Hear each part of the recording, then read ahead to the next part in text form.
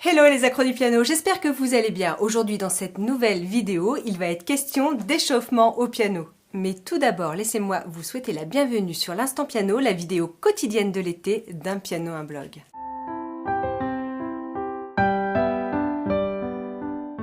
Les échauffements au piano, est-ce qu'il est nécessaire d'en faire ? Aujourd'hui, je vais répondre à la question de Ludovic qui me dit: est-il nécessaire de s'échauffer avant de jouer? Réaliser constamment un échauffement avant le jeu n'est-il pas un blocage de l'âme du pianiste, lui rendant cette routine obligatoire? Dans un jeu sans échauffement, il risquerait d'être déstabilisé par acquis de conscience en sachant pertinemment qu'il lui manque quelque chose. Ouhou! Tout d'abord, merci Ludovic de m'avoir posé cette question. Pour être franche avec toi, je ne m'échauffe absolument jamais avant de commencer mon piano.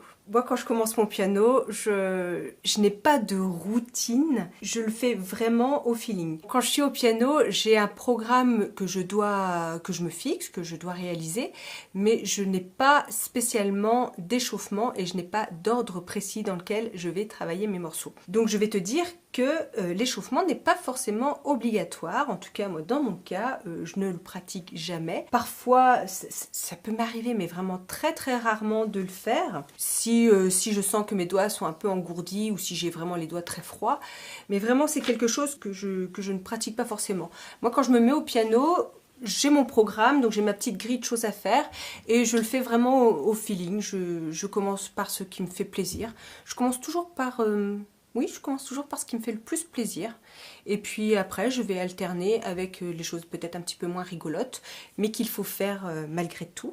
Et après, je vais terminer ma séance par, encore une fois, quelque chose qui me fait vraiment plaisir. Voilà, ça c'est ma routine de travail. Alors, par contre, je sais que il y a beaucoup de pianistes, il y a beaucoup de personnes qui me demandent justement des échauffements parce qu'elles voudraient s'assouplir les doigts.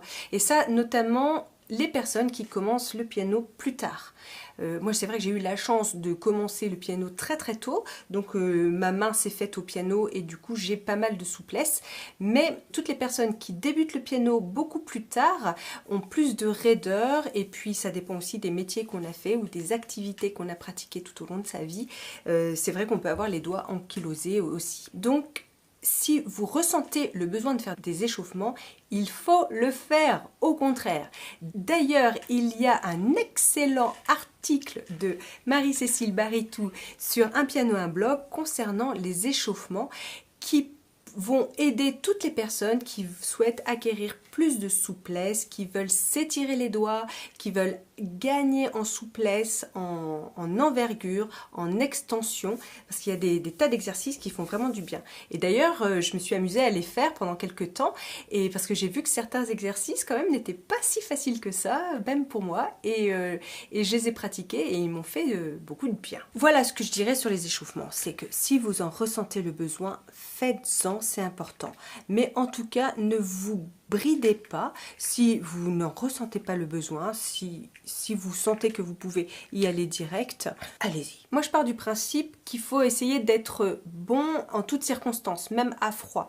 Et j'aime beaucoup cette idée qu'à chaque fois que je me mets au piano, hop, je joue mon morceau et on voit comment il est. Alors il est rarement parfait, hein, c'est rarement très très bien, mais c'est pour s'habituer à le jouer comme ça d'emblée, par surprise, sans s'être entraîné au préalable. J'aime bien voir un peu l'état de mes doigts comme ça. Donc ça c'est au contraire un exercice que j'aime bien faire, et d'ailleurs je vous conseillerais de le faire aussi assez régulièrement. Voilà, c'est tout pour aujourd'hui, j'espère que cette vidéo vous aura plu. En tout cas moi j'ai eu beaucoup de plaisir à la faire comme d'habitude.